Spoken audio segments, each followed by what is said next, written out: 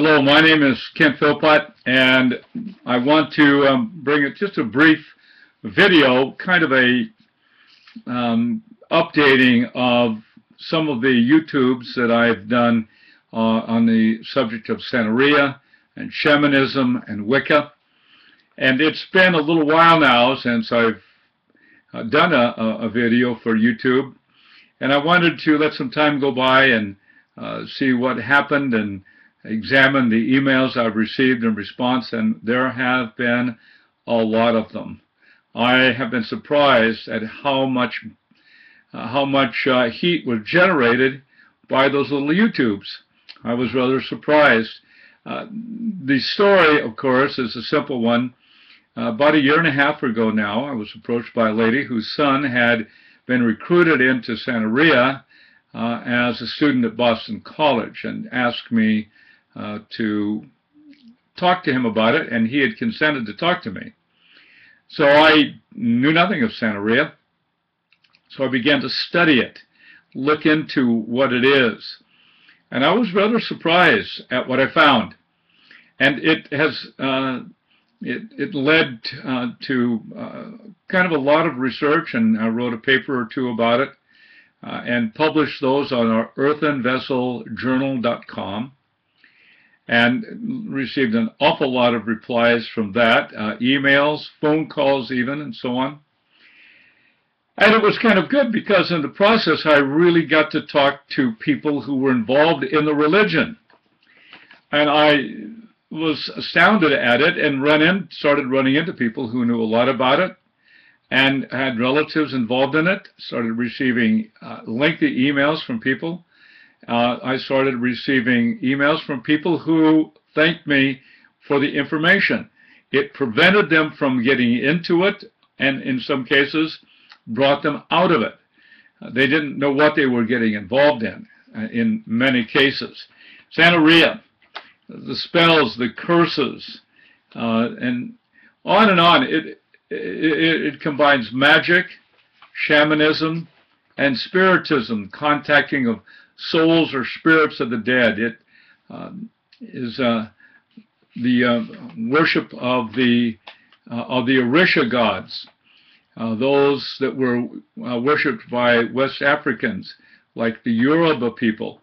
And when the slaves were brought into the New World, the Caribbean area, Cuba, Puerto Rico, and so on and so forth, it spread like crazy all over the Caribbean area, and all the way down to the Tierra del Fuego, I like to say, in Argentina.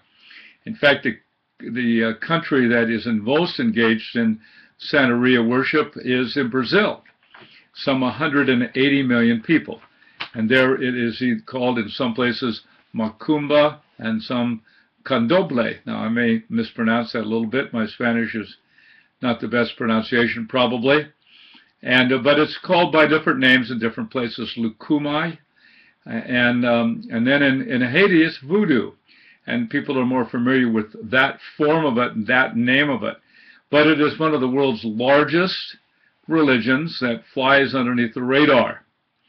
And so I have taken a good look at that and had to do further and further research, and my research led me next to the neo-pagan practice called Wicca. Now, Wicca, that's the witch thing, you know.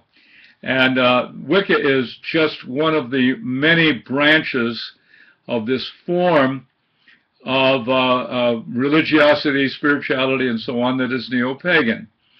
And so I got involved not involved personally, but got involved in the research with Wicca, and did some papers on that, YouTubes on it.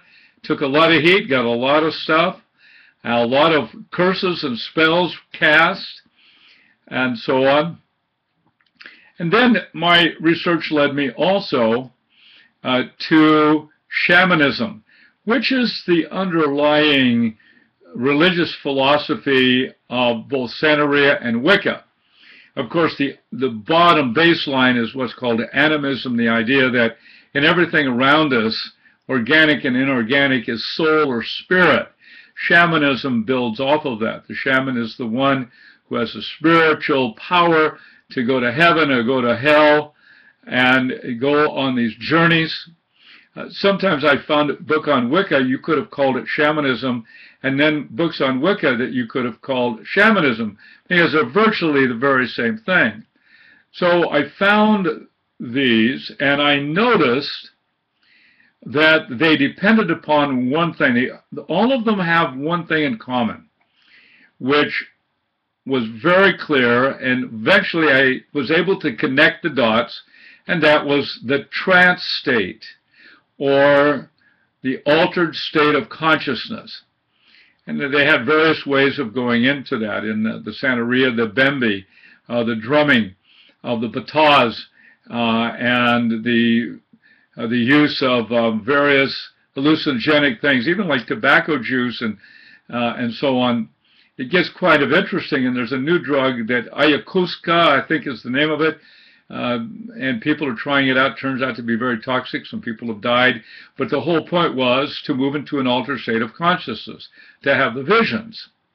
And it was in the visions that you went on the journeys. It's in the vision and the trance state that you contacted the animal spirits, the guide spirits, the souls of the dead, on and on. So that's what was similar. Shamanism, Santeria, and Wicca, very similar sort of thing.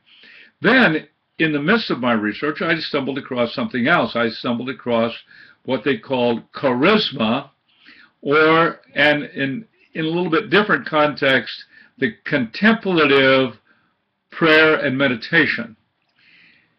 And we would talk about such people as Teresa of Avila, St. Ignatius of Loyola, St. John of the Cross, people who, in what was styled as prayer and meditation, was actually moving into an altered state of consciousness. Now, some of the people who wrote on Santeria and Wicca and shamanism identified with this and say, look, this charisma, as the term came to be used in many different publications, this is exactly what we're doing. So they were appealing for sort of identification with Christians on this area of charisma. What they were doing was identifying with the altered states of consciousness. So now this has gone on for a year and a half, and our book on that, our Earthen Vessel Publishing Company, is going to be coming out soon with the book, and we haven't got the firm title, but it's Shamanism, Santeria, Wicca, and Charisma, Connecting the Dots. That's a working title, but it'll be out soon, and on a video I'll let everybody know that that will be available. So it's been an interesting ride with the phone calls, with the emails, with the comments to YouTube in particular. That's where most of the comments came, from YouTube, and actually in dialogue with a lot of these people. And it was sort of like shaking the foundations a little bit, because so many assume this is just another religion in the spiritual marketplace that is really crowded with all kinds of ideologies and philosophies and religious concepts and spiritualities. And few people had really the idea that there may be something dangerous involved in this, in this altered state of consciousness, that there maybe was something that you didn't really want to tap into here. And I get very specific about it in the book, and as I say, you can have an opportunity to find out about that at a certain later point. So long.